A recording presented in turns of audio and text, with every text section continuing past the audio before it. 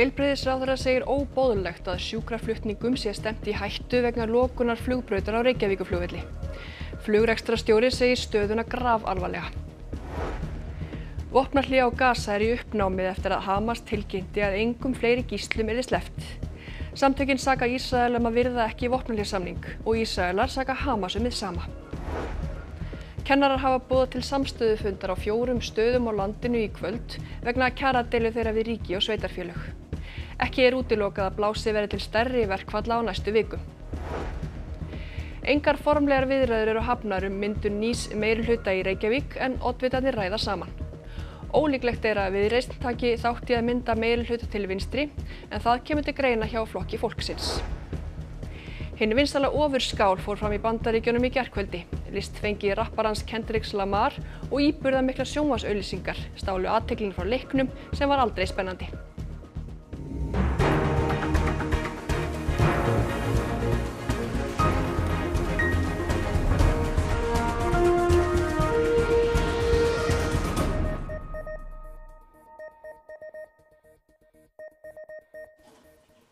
Gott kvöld.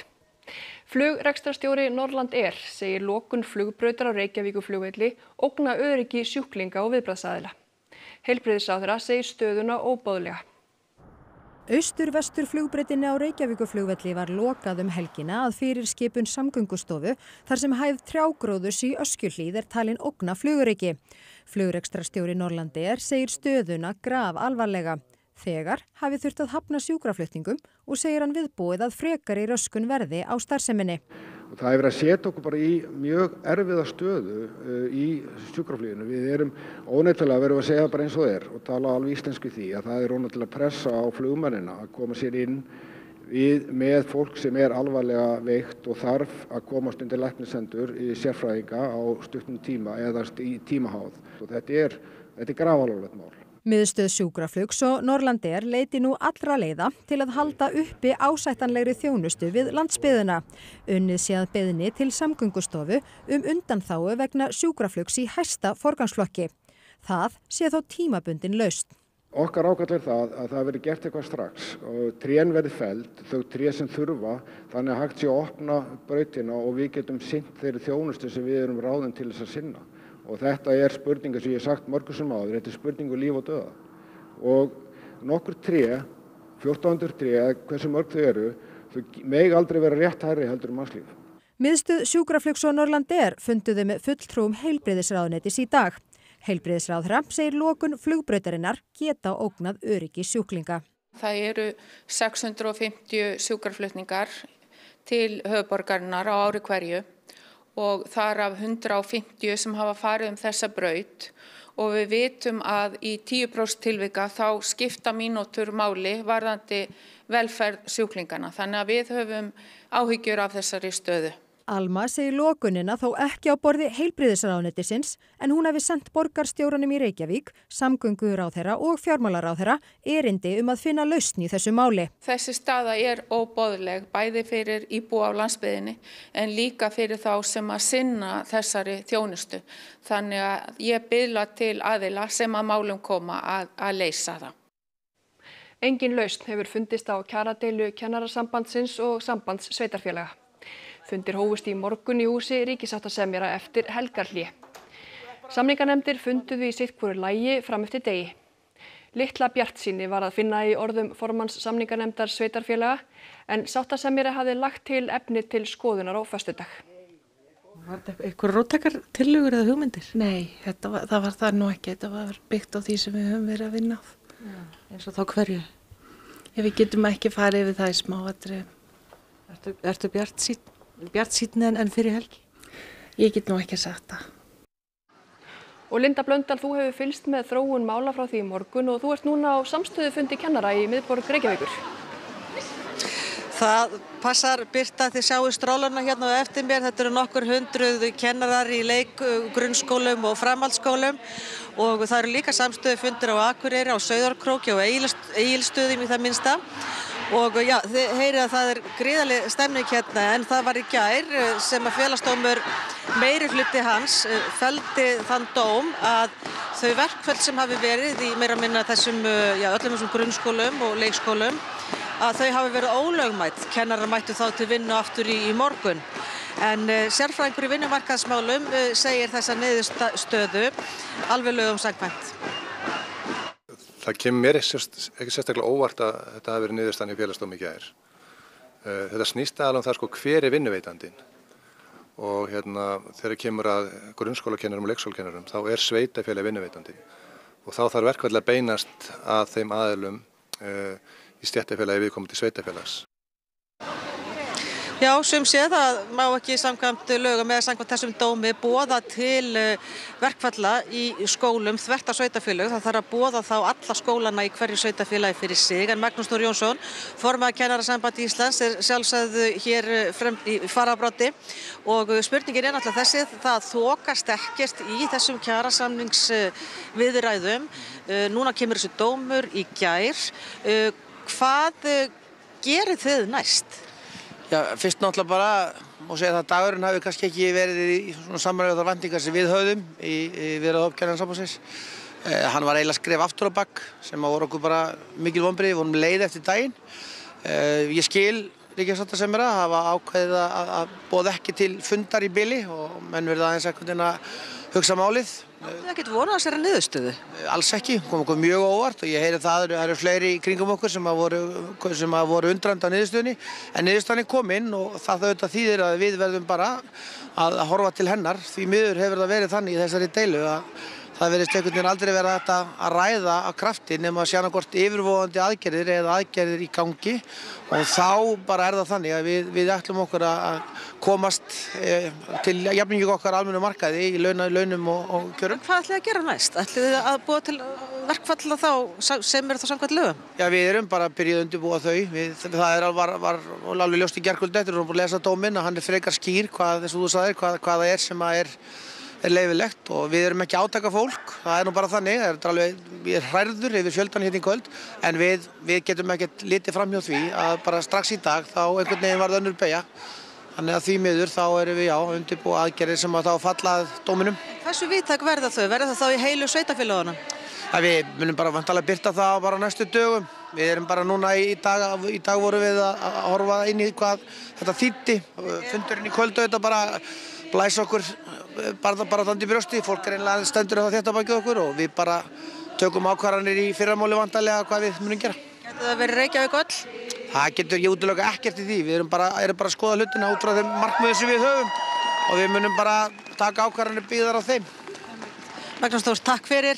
Og eins og þið sjáuð, við kannski höldum bara áfram að rölta hérna með þessum fjölda fólks, fullt af kennurum hérna, mikill hugur í þeim, en það er eflaust líka hugurinn í forsætisráðherra. Kristrún Frostadóttir er það bil að fara að halda sínu fyrstu stefnuræðu, sjálfsögðum, á Alþingi og svo verða umræður hana á eftir og Magnús Geir Eyjólfsson, fréttamaður, er á Alþingi.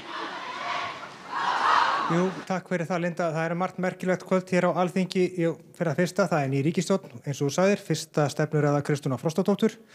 Meirihluti þingheims eru nýliðar og svo er líka nýr þingforseti, Þórunn Sveinbjarnardóttir. Þórunn, þið þurftu að fresta í síðustu viku. Það var væntanlega ekkert því til fyrirstöðu að vera stefnuræði hér í kvöld. Nei, það er ekkert því til fyrirstöðu og við erum í starthólunum með fyrstu stefnuræðu Kristrúnar Frostadóttur sem forsætisráðherra, ný ríkisstjórn í landinu og mikil spenna í loftinu. Hvernig leggst bara þingveturinn í þig? Áttu von á róstusömu þingi? Það er ekki gott að segja á þessari stundu. Þetta er kannski verður svolítið stutt hjá okkur í vetur af því að við erum að byrja hér á miðjum vetri í rauninni nýtt kjörtímabil. En ég gerir ráð fyrir því að vorið verði nýtt mjög vel hér í þinginu til þess að afgreiða frumvörp og þingmál. Nú, eins og ég sagði náðan, margir nýliðar á þingi, hefur áhugir af agaleysi í þingkopnum? Nei, ég hef það ekki. Ég held nefnilega að það séu mikil tækifæri í því að hafa marga nýliða á þinginu af því að nýir vendir sópa best og þau eru fljóta að læra og öll til í þetta. Kannski ekki búin að tileinka sér ósiðina eldri reyndari þingmanna? Já, kannski ekki nógu margir af þeim fyrir til þess að kenna þeim ósiðina, þannig að það verður ágætt. Takk fyrir það, Þórunn, við sjáum hvað setur. Já, við förum í loftið á slaginu 19:40. Það er svona eftir það bil hálftíma. Við sjáumst þá. Gjör það, Magnús Geir. Takk fyrir þetta. Og við færum okkur frá Alþingi og yfir í Ráðhúsið. Ýmis samtöl hafa farið fram myndun nýs meirihluta í borgarstjórn en engar formlegar viðræður eru hafnar. Oddviti Flokks fólksins segir koma til greina að mynda meirihluta til vinstri en oddviti Viðreisnar segir ólíklegt að þau taki þátt í slíku. Óformlegar viðræður milli borgarfulltrúa hafa verið í dag eins og í gær. Einar Þorsteinsson sleit meirihlutasamstarfi í borgarstjórn á föstudag og sagðist vilja mynda meirihluta með Sjálfstæðisflokki, Viðreisn og Flokki fólksins. Formaður Flokks fólksins Inga Sæland greindi svo frá því á laugardag að ekki kemur til greina að flokkurinn inni með Sjálfstæðisflokknum og þá var áætlun Einars orðin að engu. Vinstri grænir og sósíalistar virðast einnig hafa útilokað samstarf með Sjálfstæðisflokki. En eru þó nokkrir möguleikar til meirihlutamyndunar. Meirihluti til vinstri hefur meðal annars verið nefndur. 5 flokka vinstri stjórn, Pírata, Samfylkingar, Flokks fólksins, Vinstri grænna og sósíalista. Þórdís Lóa Þóraldsdóttir, oddviti Viðreisnar, sagði í samtal við Fréttastofu að hún hefði rætt við oddvita allra flokka. En ólíklegt væri að Viðreisn tæki þátt í vinstri meirihluta. Helga Þórðardóttir, oddviti Flokks fólksins, sagði í hádegisfréttum að mikil samstaða hefði verið innan flokksins að vinna ekki með Sjálfstæðisflokki. En það kæmi til greina að mynda meirihluta til vinstri. Og við þetta að bæta að oddvitar flokkana 8 í borgarstjórn mæta allir í Silfrið í kvöld. Þátturinn á dagskrá að loknum 10 fréttum. Óvíst hvað verður vopnahlé á milli Ísraels og Hamas á Gaza eftir að Hamas samtökin sökuðu Ísrael að síðdegis að virða ekki skilmála vopnahlésamkomulags. Af þeim sökum ætla samtökin ekki að halda áfram að sleppa gíslum úr haldi fyrir en Ísraels efnir samningin. Ísraelsk stjórnvöld saka samtökin vanefndir á móti og varnarmálaráðherra landsins hefur skipað hernum að vera á hæsta viðbúnaðarstigi. Vopnahlé hefur verið í gildi síðan miðjan janúar og í fyrsta hluta þess áttu 33 gíslar í haldi Hamas að fá frelsi. Þar hafa verið 17 enn í haldi og óvíst örlög þeirra. Abdullah Fauci að jafnaði hálftíma að keyra í vinnuna en nú það breytt. We're taking around 6 hours to reach there sometimes and you may not reach. You may have to change the road and it's as I mentioned before, it's not guaranteed you have to reach. Í gær gerði ísraelska lögreglan áhlaup á rótgróna bókabúð í Jerúsalem og handtók eigenduna. Disturbing the public order. This is the reason that by selling books, yeah. Bókabúðin var stofnuð fyrir 40 árum og líka kaffihús. Framferði lögreglunar var mótmælt í dag. They took every book with a Palestinian flag on it and destroyed it or confiscated. They even accused them of inciting for having a copy of Haaretz, an Israeli newspaper. This is what fascism looks like. Aðalmeðferð í máli karlmanns sem ákærður fyrir að myrða hjón í Neskaupstað í ágúst í fyrra hófst í héraðsdómi Reykjavíkur í morgun. Saksóknari gerir þá kröfu að maðurinn verði dæmdur til refsingar og greiðslu alls sem og vopnahlésins sjálfs. Og við höldum áfram að fylgjast með gangi mála á vefnum okkar RÚV.is og meira þessu tengt. Árásir og eftirlit Ísraelshers á Vesturbakkanum hafa aukist til muna síðan að vopnahlé tók gildi. Ísraelska lögreglan gerði í gær áhlaup á rótgróna bókabúð í Austur Jerúsalem og handtók eigendurna. Frá 15. janúar hefur ísraelski herinn drepið 39 á Vesturbakkanum og 35.000 hafa hrakist frá heimilum sínum, samkvæmt Sameinuðu þjóðunum. Í gær drap Ísraelsher 3 í Núr Sjams flóttamannabúðunum. Ein hinna látnu var 23 ára kona, gengin 8 mánuð á leið. Í yfirlýsingu Sameinuðu þjóðanna segir að hermennirnir hafi ekki hleypt sjúkrabíl vegi sem liggja að spítala. Eftirlit hersins líka orðið mun stífara. Ísraels her með 100 eftirlitsstöðva og hindrana vítt og breytt Vesturbakkann. Það tekur bankastarfsmanninn kostnaðar. Til vara gerir saksóknari þá kröfu að hann verði dæmdur til vistunar á viðeigandi stofnun. Maðurinn kaus að tjá sig ekki sakarefni fyrir dómara og vísaði til skýrslugjafar hjá lögreglu. Sveitarstjórinn í Langanesbyggð segir matvælaráðuneytið hafa brotið reglur þegar byggðakvóti Þórshafnar var skorinn niður 70%. Undanfarna mánuði hafi sveitarfélagið ítrekað orðið fyrir áföllum vegna aðgerða í stjórnun fiskveiða. Sveitarstjórn Langanesbyggðar brá í brún þegar mikil skerðing blasti við í nýlegu erindi frá matvælaráðuneytinu úthlutun á almennum byggðakvóta. Byggðakvótinn á Þórshöfn, hann fer úr 102 tonnum eins og hann var á síðasta ári niður í 32. Þetta 70% skerðing á kvótanum. Þetta sé í andstöðu við reglugerð þar sem segir að ekki megi skerða byggðakvóta meira en 15 tonn til staða með færri en 400 íbúa. Hér á Þórshöfn búa 375 manns, þannig að við erum undir þessu viðmiðunarmörkum og ráðuneytið hefur semst ekki farið eftir því og brotið þessa reglugerð. Sveitarstjórinn segir að þetta sé fjórða sinn á fáum mánuðum sem Langanesbyggð verður fyrir skerðingum við úthlutun á fiskveiðikvóta eða öðrum breytingum í fiskveiðistjórnun. Fyrst hafi Bakkafjörður orðið fyrir áföllum þegar sértæki byggðakvótinn þanga var skertur úr 400 tonnum í 300 tonn. Þá hafi kvótasetning á grásleppu komið illa niður á þeim sem eru búsettir á Bakkafirði. Þekkt sé að svæðisskipting strandveiða skerði hlut sjávarbyggða á norðausturhorninu og nú síðast það þessi skerðing á almenna byggðakvótanum. Ofan á allt þetta komi svo yfirvofandi loðnubrestur annað árið í röð sem sé mikið áfall. Það náttúran að verki en í hinum 4 tilfellum það eru mannlega hörmungar sem að ríkið að kalla yfir okkur. Verja þarf grunnskólan á Stöðvarfirði fyrir mögulegum krapaflóðum samkvæmt hættumati. Áin sem rennur fram hjá skólanum braut bakka sína og laskaði grjótvörn við skólan í óveðrinu í síðustu viku. Í gegnum Stöðvarfjörð renna bæði ytri og innri Einarsstaða ár og svo innri ber með sér möl og grjót ofan úr fjalli. Áin bólgnaði mjög í óveðrinu síðasta fimmtudag og enn unnið að því að hreinsa möl og stórgrýti sem barst niður árfarveginn. Og var sést hvernig áin braut niður bakka sína í Látsunum. Ég man ekki til þess að sé hann nokkuð tíma svona vatnsmikla og það náttúrulega fór bara alltaf stað í henni, grjót og bakkar hrundu og hún náði að hreinsa ofan á vatnslögnunum sem þver ána hérna á 3 stöðum og ég sé það vatnslagnirnar hanga svona bara á lýginni og svo má segja en það hanga meðan að meðan kemur ekki annað svona vatnsflóð. Fara þarf í framkvæmdir til að koma vatnslögnunum upp úr ánni til frambúðar. Þá þarf að grjótverja meðfram ánni og greiða leið vatnsins beint niður í gegnum þorpið frekar en að áin hlykkist þar í gegn. Við ána einnig hætta á krapaflóðum og stórt slíkt flóð fórum farveginn fyrir 50 árum. Samkvæmt nýlegu hættumati Veðurstofunnar eru hluti grunnskólans og sundlaugin á mesta hættusvæðinu og mælt með vörnum. Fjarðabyggð ræðir við Veðurstofuna mögulegar varnir til framtíðar en þangað til eru svæði rýmd ef þarf og bakkar árinnar verða styrtir. Nú bara rauninni að hreinsa til og grjótverja það sem hægt að grjótverja og breyta aðeins mögulega það sem til auðveldinni leiðina niður. En sem maður segir, þetta náttúrulega sjálfsagt bara það sem maður þarf að búa sig undir í framtíðinni. Það bara meira og meira vatn, minni snjór. Fjöldi frægðar og fyrirmenna fylgdist með þegar ernirnir frá Philadelphíu gersigruðu höfðingjana frá Kansasborg í ofurskál NFL-deildarinnar í gær. Donald Trump var þeirra á meðal en það í fyrsta sinn sem Bandaríkjaforseti mætir. Trump hafði áður lýst því yfir að hann teldi Kansas City sigurstrangleira og var því ekki sannspár. Hann fór endar heim þegar enn var töluvert eftir af leiknum. En Trump var ekki einn því það lögðu tæplega 66.000 manns leið sína til New Orleans til að fylgjast með þessum vinsælasta íþróttaviðburði Bandaríkjanna og vel yfir 100 milljónir horfðu á leikinn í beinni útsendingu.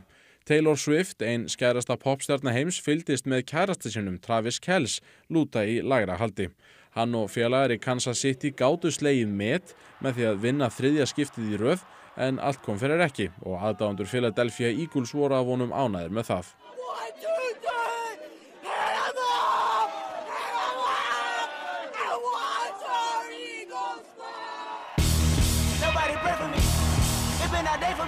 Leikhlés sýningarinnar beðið með eftirvæntingu á hverju ári og að þessu sinni fekk rapparinn Kendrick Lamar að leika listir sínar.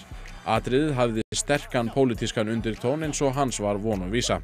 Tónlistarkonan SZA tók lagið með Lamar og tennisgóðsögnin Serena Williams steig nokkur spor. Einn dansarinn í sýningunni reyndi svo að stela sviðsljósinu með því að vekja athygli á stöðu mála á Gaza og í Súdan. Það var líklega ekki samkvæmt áætlun enda voru öryggisverðir fljótir að snúa niður. Íburðamiklar auglýsingarnar í hálfleik eru svo órjúfanlegur hluti ofurskálarinnar. Þar kom mikil flóra heimsþekktra leikara við sögu og Matthew McConaughey var vinsælastur því í ár lék hann ekki í einni heldur í 2 auglýsingum.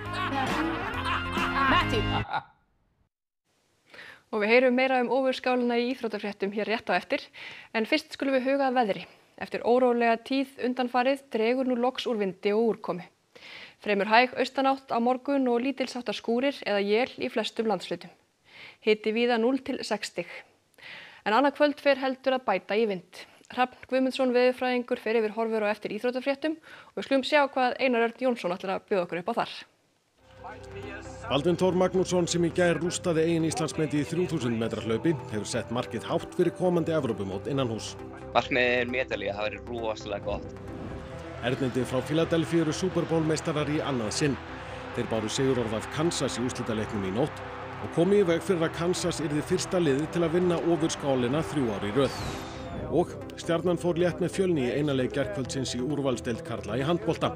Íþróttir hér rétt handan hornsins. Skulum við fara yfir það sem var helst í þessum fréttatíma. Heilbrigðisráðherra segir óboðlegt að sjúkraflutningum sé stefnt í hættu vegna lokunar flugbrautar á Reykjavíkurflugvelli. Flugrekstrarstjóri segir stöðuna grafalvarlega. Vopnahlé á Gaza í uppnámi eftir að Hamas tilkynnti að engum fleiri gíslum yrði sleppt. Samtökin saka Ísrael að virða ekki vopnahlésamning og Ísraelar saka Hamas hið sama.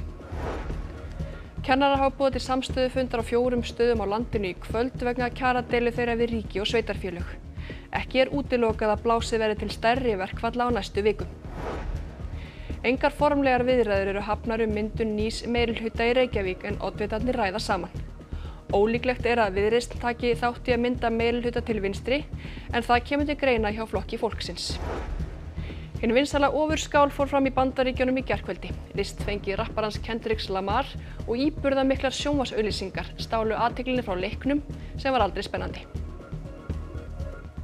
Þessum fréttatíma að ljúka og komið að íþróttum og veðri og svo hér á dagskrá stefnuræða forsætisráðherra eins og áður var getið. Næstu fréttir eru á sínum stað í útvarp og sjónvarpi klukkan 10 í kvöld. Sjáumst þá, verið sæl.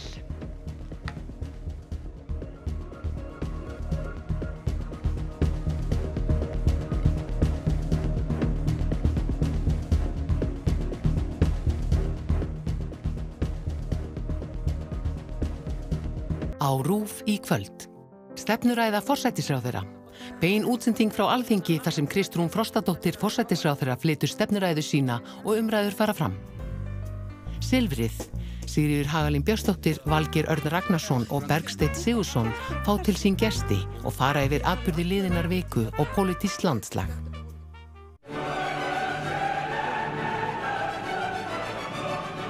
There's a taxi outside my house. Lucy, why is there a taxi outside my house? Ludwig. Breskir gamanþættir einfaran John Taylor sem gefur út þrautabækur undir dulnefninu Ludwig. Þegar einægja tvíburabróðir hans, James, hverfur sporlaust, heldur John á lögreglustöðina til að grennslast fyrir hann. Þar bræðrunum ruglað saman og John skyndilega kominn í starf bróður síns sem rannsóknarlögreglustjóri Cambridge. No! Are you joking?